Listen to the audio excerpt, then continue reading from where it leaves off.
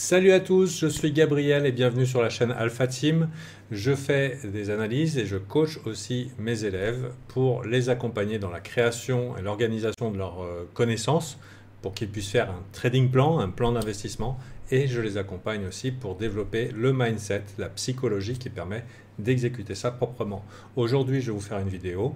Le thème de la vidéo, ça s'appelle la météo du Bitcoin, mais on ne va pas parler que de Bitcoin, on va parler de la Bitcoin dominance, on va parler d'Ethereum, on va faire une petite analyse.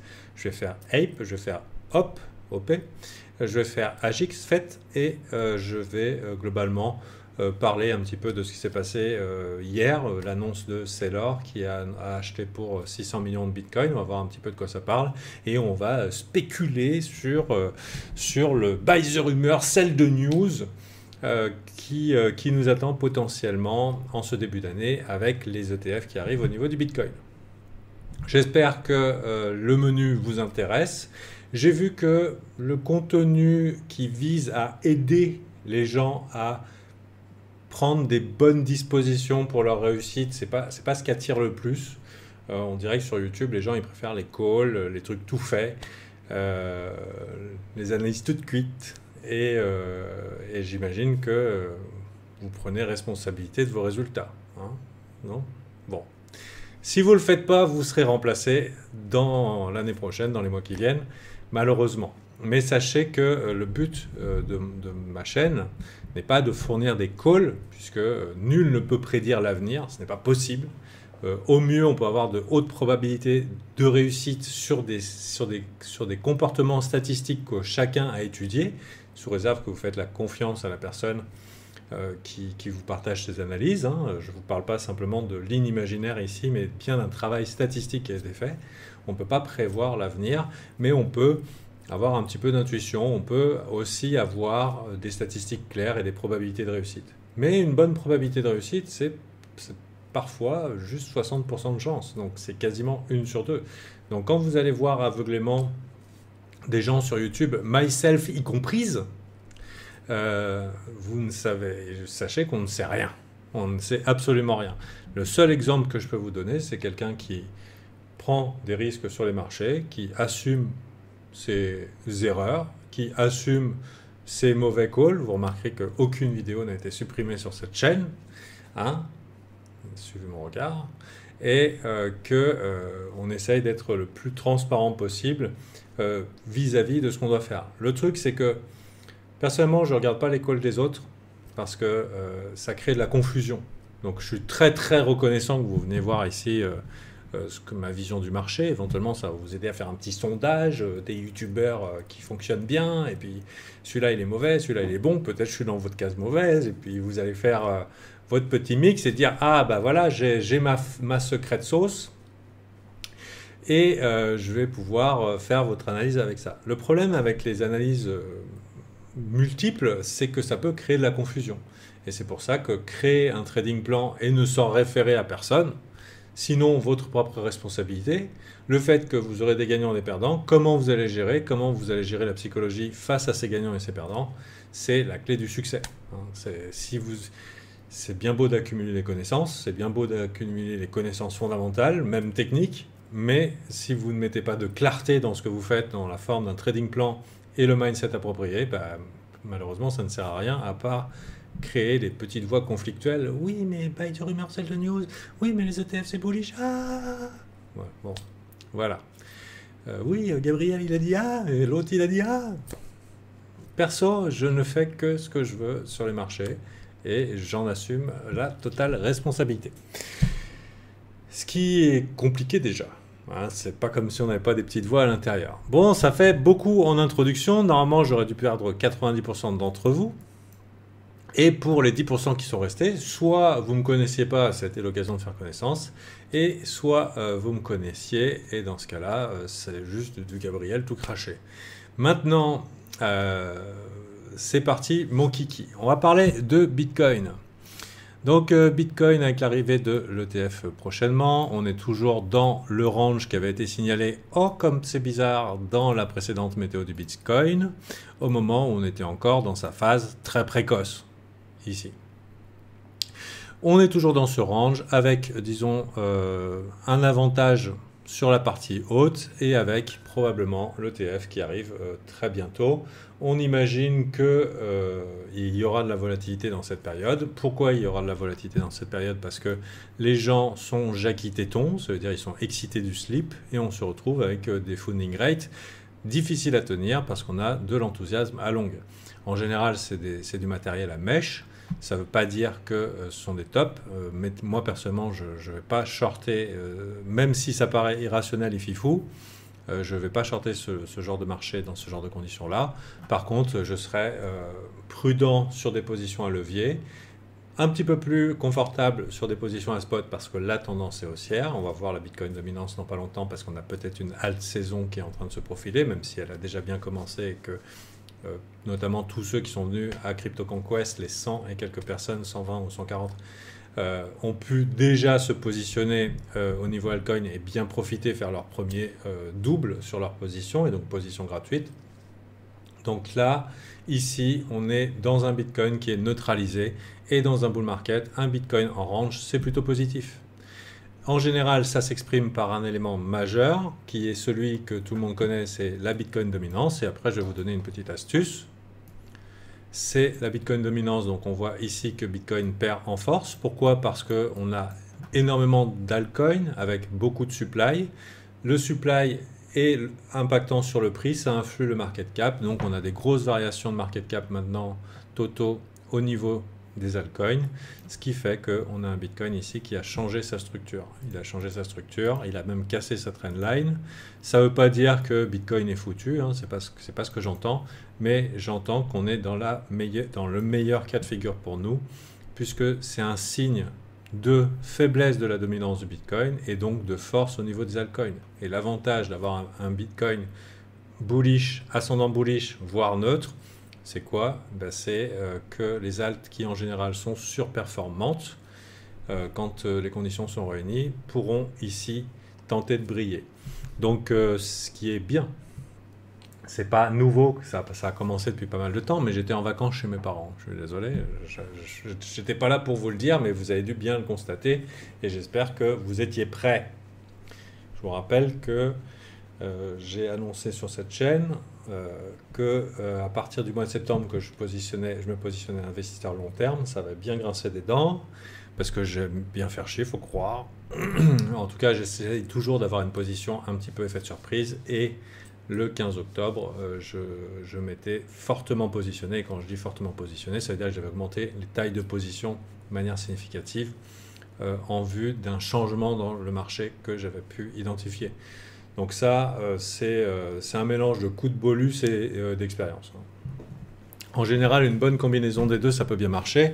Et aussi de couilles, parce qu'il faut aussi poser ses balls quand on a des setups A+, qui se présentent. Les setups A+, c'est quoi? C'est-à-dire haute probabilité de réussite. Il y a des alignements de planètes qui n'arrivent pas souvent, et il faut savoir appuyer sur le bouton à ce moment-là. Et le reste du temps, pas trop. Bon, donc ici, vous voyez BTC dominance, donc comme quoi j'ai beaucoup de choses à vous raconter, toute ma life. BTC dominance qui a diminué ici. ETH BTC qui pour moi est le bon play depuis pas mal de temps. Je m'attendais à quelque chose de genre ultra dégueulasse, et quand j'ai vu commencer les gens à ricaner autour d'Ethereum, j'ai eu ma confirmation. Bon, les supports long terme, en pratique, ils tiennent. Des fois, on fait des blagues. On fait « Ouh, regarde, ça a tout cassé. Ouh !» Et en fait, non, ça tient très bien. Il faut s'attendre à ce que ça tienne. Donc là, ETH BTC, ici, qui reprend un peu de force. Ça ne veut pas dire que c'est définitif.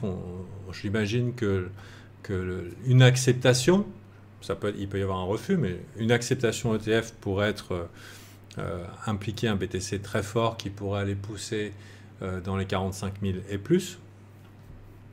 Et du coup, j'imagine faire une petite pichenette ici et reprendre un peu de dominance au niveau de la BTC dominance.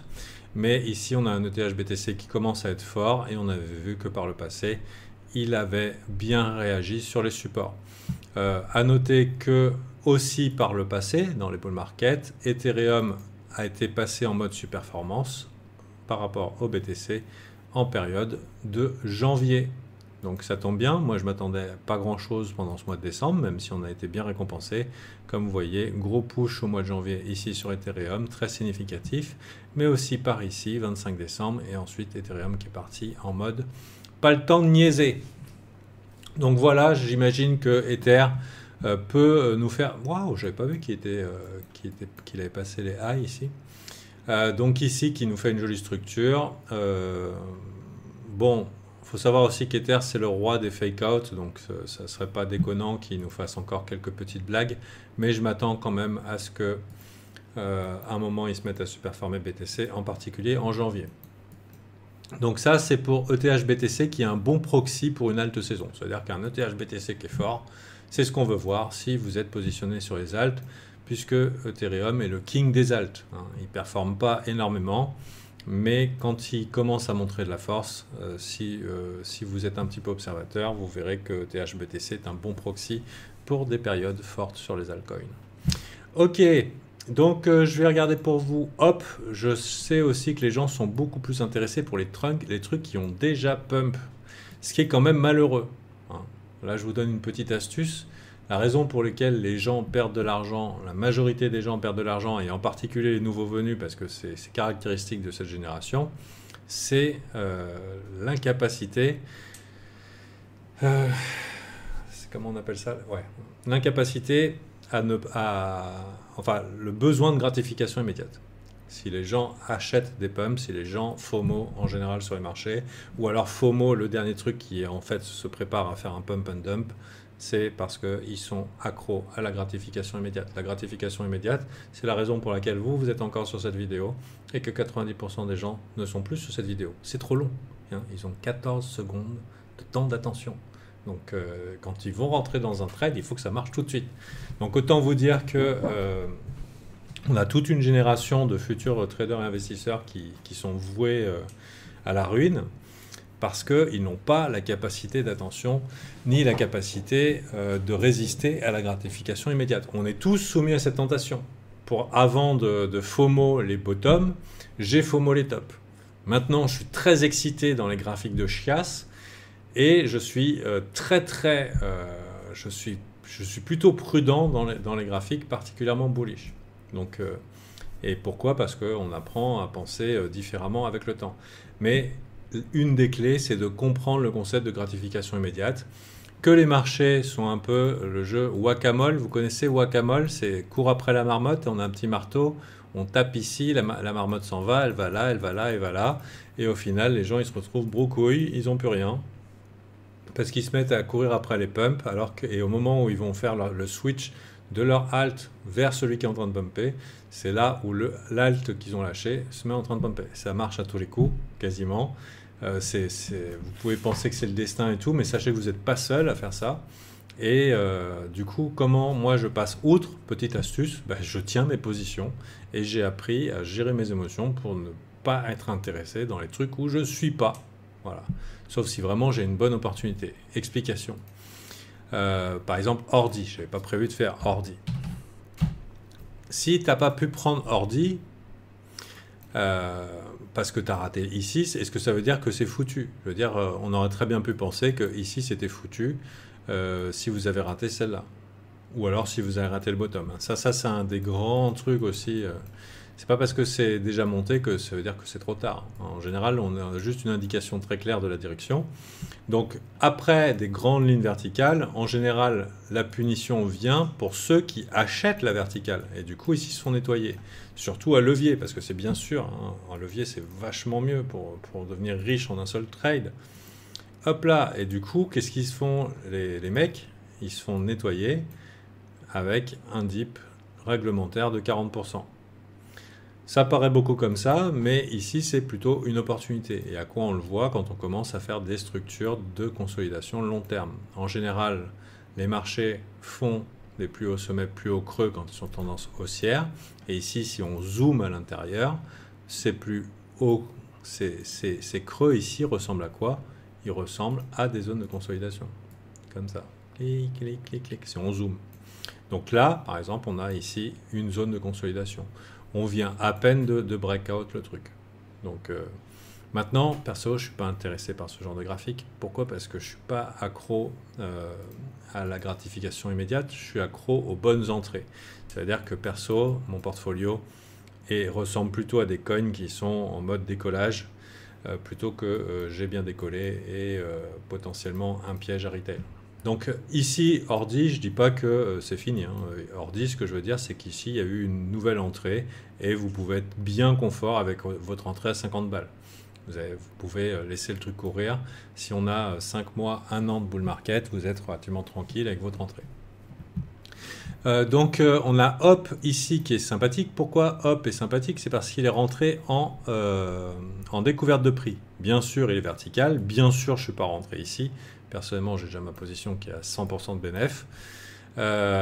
Et elle est ici sur une cassure long terme, une structure long terme cassée et confirmée, qui pourrait se terminer en déviation, mais ce n'est pas dans le contexte actuel. Actuellement, si vous voulez, les déviations, c'est plus un contexte de bear market. On pourrait revenir dans un contexte de buy du rumeur, sell de news, et puis du coup, bear market. Personnellement, ça me paraît très très improbable. Je pense qu'on est plus dans un marché qui est là en ce moment dans la main des retail en période de décembre parce qu'il n'y a pas grand chose à faire, sinon faire les fifous entre retail.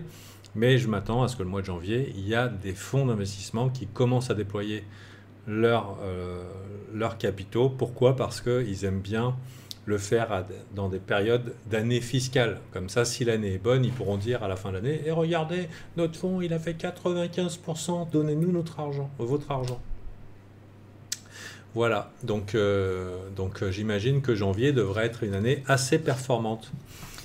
Ici, on a un Hop, donc dans le contexte actuel, sur lequel je n'envisage pas de déviation. Break de trendline, test du support, le support a tenu, et maintenant on est en découverte de prix. Alors ça veut dire quoi découverte de prix? Découverte de prix, ça veut dire qu'il n'y a pas de bag holder. Il n'y a personne qui a acheté des Hop un jour qui est perdant. À part le mec qui a acheté hier soir, voilà. Mais il n'y a personne ici qui est perdant. Et donc globalement, c'est que ça veut dire qu'il n'y a personne qui est coincé avec un gros bag en vue désespérée de le revendre. Ce qui est le cas de beaucoup de vieux coins. Ça, c'est la question, peut-être vous posez la question pour laquelle pourquoi mon vieux bag de trucs, il monte pas? Parce que ici, il y a une chier de résistance et de gens coincés qui ont des CA avec une moyenne qui est par là, quoi. Alors que quand le coin il est en découverte de prix, il n'y a rien qui le retient. Et du coup, la découverte de prix, c'est-à-dire on va découvrir où sera la prochaine résistance. Mais ça peut être très haut. Parce que ça intéresse des gens. Il y a des gens qui disent « Ok, à 3,8, vous vous en voulez pas? Je vous nique, j'achète tout. De toute façon, je sais qu'il n'y a pas de résistance. Et je revends tout à 38. » Voilà, par exemple. C'est ça l'intérêt de la découverte de prix. Donc tous les coins en découverte de prix, personnellement dans le contexte actuel, j'aurais tendance à les laisser courir. Et puis voilà, donc ici Hop, je pense aussi qu'il y a un intérêt pour Ape. Alors Ape, personnellement, j'ai pas des coins, mais j'ai acheté un Bored Ape avec mes Ethers. Le but étant d'être dans le narratif NFT au moment où il viendra. Ça peut être dans 1 an. Donc on verra un petit peu. Mais pour l'instant, on a un Ape ici qui ressemble un petit peu à un Rounded Bottom. Ou Rounded Bottom. Et si vous regardez un petit peu plus dans le détail, on pourrait identifier un genre de Cup and Handle. Alors personnellement, je ne suis pas très fan des Cup and Handle en forme de bottom parce qu'en général, ce n'est pas un bottom. Mais on va dire que ici, peut-être. Bon, mais bon. Alors pourquoi? Parce que Cup and Handle, normalement, c'est une continuation haussière. Et souvent, les chartistes débutants voient des Cup and Handle comme ça. Mais si on s'en réfère à la théorie, ce sont des continuations haussières. Et ici, c'est un bottom. Après, par principe, c'est un petit peu bottomie, quoi, disons. Mais on est encore dans un coin qui est détesté, oublié, et puis c'est sûr, les NFT, c'est mort. Pour moi, c'est le marketing dont j'ai besoin. J'aime bien avoir des coins morts dans ma sacoche. J'y mise pas la ferme. Ça veut dire quoi? Ça veut dire que 1-2% de mon capital. Et en son temps, quand il fait l'effet de surprise, et ben YOLO. Donc du Ape, là j'en ai pas trop. Mon exposition, je vous dis, c'est Bored Ape. Mais personnellement, je suis assez confiant. J'aimerais bien qu'il traîne en fait. J'aimerais bien qu'il nous fasse une structure un petit peu plus longue. Pourquoi? Parce que ça me permettrait d'accumuler plus de Ape gratos avec le stacking. Voilà. Mais sinon, bon, c'est un coin qui est bien oublié et qui peut faire effet de surprise. Et il faut savoir qu'en crypto, ça peut aller très vite. Perso, je m'attends soit un mois de janvier ou mois de février, ou en tout cas entre janvier et mai, je m'attends à un marché particulièrement excité. Est-ce que je sais que le marché va être particulièrement excité? Non. C'est ça que j'essaye de faire comprendre aux gens, c'est que les analystes sur YouTube, même s'ils vous font croire qu'ils prévoient le futur, ils ne savent peut-être pas qu'ils ne sont pas capables de prévoir le futur. On ne sait pas. Moi, ce que j'essaye de transmettre à vous qui venez ici ou aux membres alpha, c'est qu'on apprend à jouer selon nos termes. C'est-à-dire, j'ai une vue sur le marché et je suis prêt à prendre un risque. C'est comme si je fais un chèque et je mets le montant que je suis prêt à perdre pour voir comment ça va se passer. Et ça change beaucoup de choses. Déjà, ça change que vous ne bercez pas d'illusions. Il n'y a pas de trahison sur vos analyses théoriques incroyables de prédiction du futur. Et puis, si on ne prévoit pas le futur, ça veut dire qu'il faut gérer son risque. Bah ouais, ça évite de finir chez RectPleb, le fameux groupe sur Telegram. Bon, Ape ici, donc intéressant. Une petite comparaison avec la paire BTC nous permettra de regarder ce qu'il en est. Donc très peu de surperformance vis-à-vis de BTC, donc c'est pas encore dans le graphe. Hein. À la différence d'un HOP BTC, c'est-à-dire qu'ici il va falloir quelque chose d'un petit peu miraculeux pour le faire monter. Il y a l'effet de surprise, un market maker motivé. Mais vous voyez, pour HOP BTC, qu'est-ce qui m'a fait rentrer dedans? Ça doit être des résidus de Crypto Conquest. C'est la structure Weekly W, Breakout, Retest, un grand classique. Voilà. Et du coup, j'ai dû rentrer environ 100% plus bas. Et vous avez ici une stratégie éprouvée dans le domaine des cryptos. C'est El Famoso W Weekly. Donc là, c'est versus Bitcoin. Avec ça, on ajoute la surperformance du Bitcoin. Donc, bueno. Donc, voilà ici pour OP. Ape, c'est fait comme promis. Et pour faire plaisir aux fans d'intelligence artificielle, je vais vous proposer un peu d'Agix et de FET. Clac. Ouh, c'est joli. Alors moi j'aime bien. Alors pourquoi j'aime bien ce genre de graphe, c'est parce que c'est facile de voir quand ça tourne. Pourquoi? Parce qu'ici on a ce qu'on appelle de l'accumulation verticale. Actuellement, Agix est en accumulation verticale. Donc c'est à ça qu'on reconnaît l'accumulation verticale. Ce genre de... En général, ça se termine par une verticale. Ce que j'aime beaucoup dans ce genre de graphique, c'est que pareil, je ne sais pas dans quel sens va se terminer verticale. Soit il se termine vertical comme ça, soit il se termine vertical comme ça. Pourquoi? À cause de tous les stops accumulés ici. Mais dans le contexte actuel, j'aurais tendance à penser que ça sera vertical vers le haut. Donc l'avantage ici, c'est qu'on peut mettre un stop relativement... on peut invalider son trade facilement. C'est-à-dire, si c'est bull, pourquoi ça va vers le bas? Maintenant, je vous avais parlé du funding était élevé, il peut y avoir de la volate, éventuellement des dips de 10%, ça s'achète. Mais à mon avis, FET ici est en mode accumulation verticale. Donc, non, AGX, pardon. On pourrait regarder AGX BTC comment ça fait, mais j'ai bien l'impression que c'est la même. Il est en train de glisser vers la Lune, en train de défier la gravité. Oui, ouf. Oui, donc très jolie structure. Très jolie structure long terme. Donc pareil, ça fait partie des clients que les gens n'ont pas, parce qu'ils préfèrent courir après la gratification immédiate. Si vous êtes encore dans cette vidéo, ça fait partie des trucs qu'on veut avoir. Je ne sais pas quand, mais quand ça va arriver, ça va surprendre. Ah mais dis donc, mais pourquoi c'est parti? Ah, ça s'est passé en 3 jours. Ah mais pourquoi c'est toujours les autres et pas moi? Parce que tu cours après les pump and dump. Voilà. Ah là là, il y a tellement de gens qui sont perdus. Alors, faites. euh, alors, si vous êtes nouveau et vous venez de tomber sur cette... j'essaye de ne pas être arrogant. J'essaye de pas être arrogant. Mais j'essaye aussi d'aider les gens tout le temps. Et je vois que les gens... Vous êtes dans un espace extrêmement dangereux. Si vous êtes survivant et que ça fait 4 5 ans que vous êtes là, bah vous le savez. C'est pas nouveau. Mais si vous venez d'arriver et que vous pensez que la vie est belle et machin et tout, vous imaginez pas ce qui vous attend potentiellement au tournant. C'est ce que j'essaye de dire en fait. Donc ici, faites pareil, pas confortable d'acheter, mais c'est bull. C'est bien bull avec ici une structure long terme de type double bottom weekly, qu'il n'est pas confortable d'acheter dans l'approche de ces résistances ici.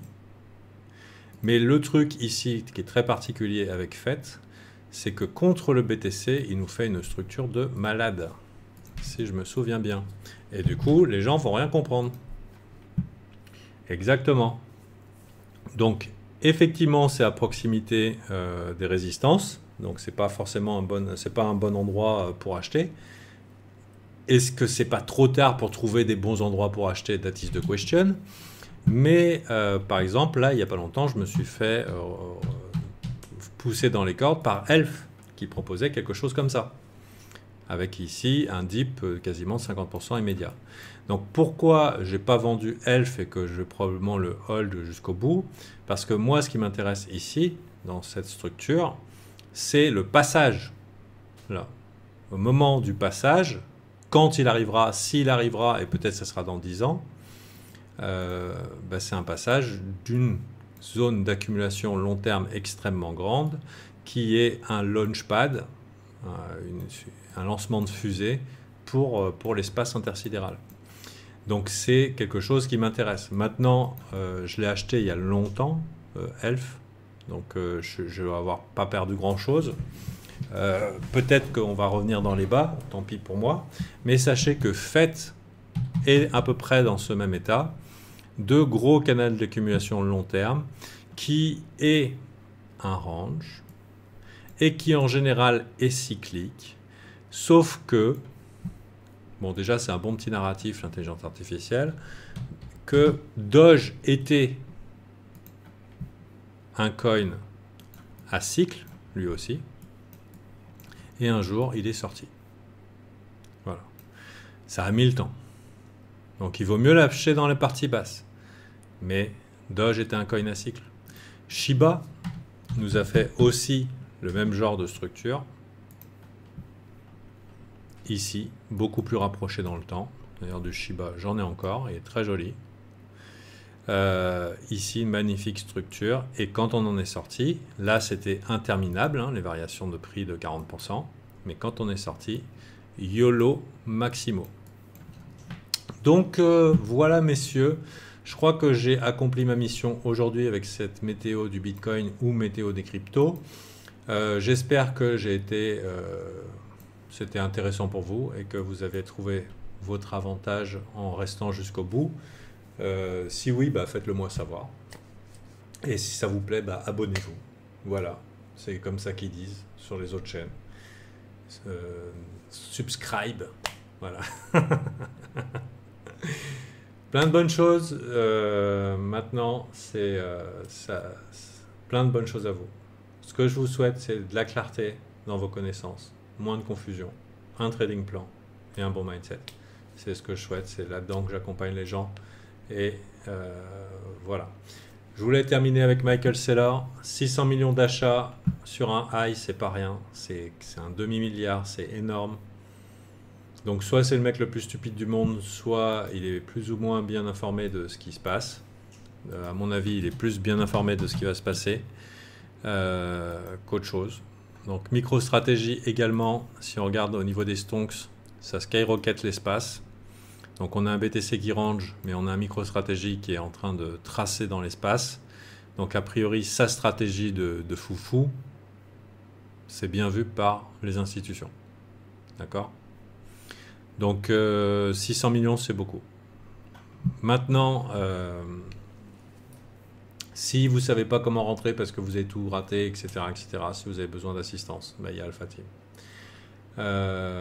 Bien sûr, chacun prend la responsabilité de ses trades. Je peux garantir aucun résultat, sinon que les gens y sont contents et que les avis sont tous disponibles depuis 5 ans. Les avis sont libres sur Alpha Team et qu'il n'y a pas un avis négatif. Donc il faut croire qu'il y a des centaines et des milliers de personnes qui doivent être soit extrêmement satisfaits, soit bêtes, mais je pense qu'ils sont satisfaits. Je vous en laisse mesurer les commentaires et puis sinon à la prochaine, et si je vous ai été d'une aide, faites-le moi savoir dans l'espace de commentaires ici, et je vous souhaite, si on ne se parle pas d'ici le 31, un très bon réveillon. Allez, bye!